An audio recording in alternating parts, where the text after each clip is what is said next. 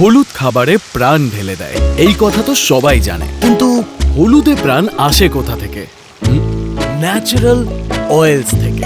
সেই জন্য আমি তো শুধু টাটা সম্পন হলুদ দিয়েই রান্না করি, কারণ এতে ন্যাচারাল অয়েলস মিসিং নয়, একদম হুবহু তেমন থাকে যেমনটি প্রকৃতি বানিয়ে পাঠিয়েছে। টাটা সম্পন হলুদ, টেস্টও ন্যাচারাল অয়েলস।